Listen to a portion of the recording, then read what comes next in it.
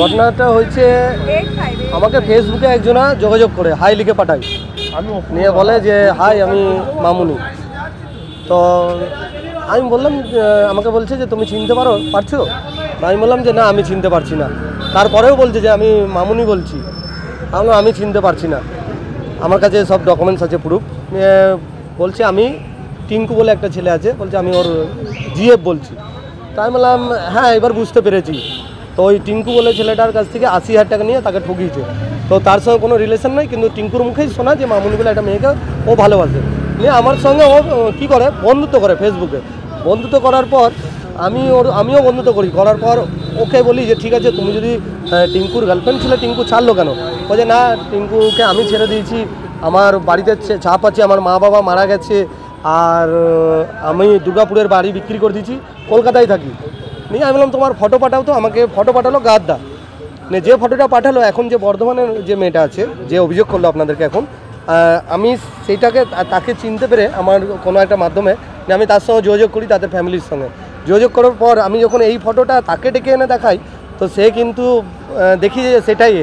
কিন্তু উনি এমনি অনেকজনের কাছে আমার ধারণা যে যখন টিঙ্কুর কাছে করতে পারে, বা আমার কাছেও বলেছিল যে আমি নার্সিং ট্রেনিংয়ে ভর্তি হব, আমাকে 2.5 লাখ টাকা দিতে। তো আমি ওকে আজকে মানে 3 দিন ধরে বলছে, আমি ওকে ধরবো বলেই আমি ওকে মানে একটু আমিও অভিনয় করলাম যে হ্যাঁ এসো আমি 2.5 লাখ টাকা দিচ্ছি। আমার এই ব্যাগে দেখুন, এই ব্যাগে আমি নিয়ে আমি ওকে 2.5 লাখ টাকা দেওয়ার জন্যই নিয়ে এসেছি। এটা খুলেও দেখাচ্ছি। উনি 2.5 লাখ টাকা নেবে, উনি 2.5 লাখ টাকা নেবে আমার কাছে। নিয়ে ওনাকে আজকে আমি বর্ধমান থেকে মানে পুরোই আমাদের বর্ধমান থানা সহযোগিতা করে ওনাকে অ্যারেস্ট করে আজকে বর্ধমানে নিয়ে আসা হয়েছে। ছেলে না, উনি মামুনি বলেই ওনার অ্যাকাউন্টটাও আমি আপনাদেরকে দিলাম, ফেক অ্যাকাউন্ট এটা। হ্যাঁ ধরে নিয়ে এসছে। আর আমি চাইবো, আমি কেন মানে যে কোনো ছেলে যে কোনো, আমি ওকে ও স্টেশনে ছিল, স্টেশন থেকে ওকে বুঝিয়ে আমি বলেছি যে বিসি রোডে কিছু জিনিস কিনে দেবো। তো আমি যাকে নিয়ে এসেছি তার গলা আলাদা, আর আমার সঙ্গে যে কথা বলেছে ফোনে তার গলা আলাদা। কিন্তু আমি একে পেয়েছি, একে তুলে নিয়ে এসে যখন থানায় একে ফটোটা দেখাই অফিসারের সামনে, আমি বললাম এটা কে? বলছে এটা মামুনি। আমি বললাম কোথায় থাকে? বলছে কলকাতায়। অফিসারও জিজ্ঞেস করলো, বললো হ্যাঁ এটা মামুনি। বলছে তুমি চেনো? বলছে হ্যাঁ কলকাতায় থাকে।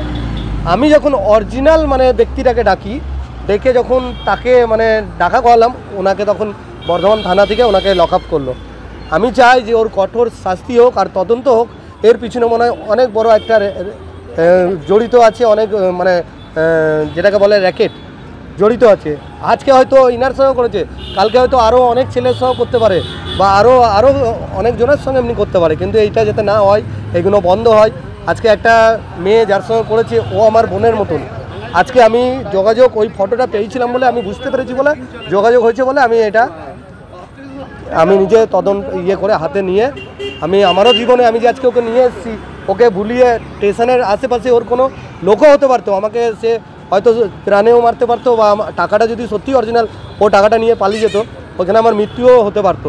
কিন্তু আমি নিজেও ট্রাফিকে কাজ করি, আমি নিজে প্রশাসনের সঙ্গে যুক্ত, ওই জন্য আমরা এইসব ভয় পাই না। আমার নাম হচ্ছে লালটু সিংহ।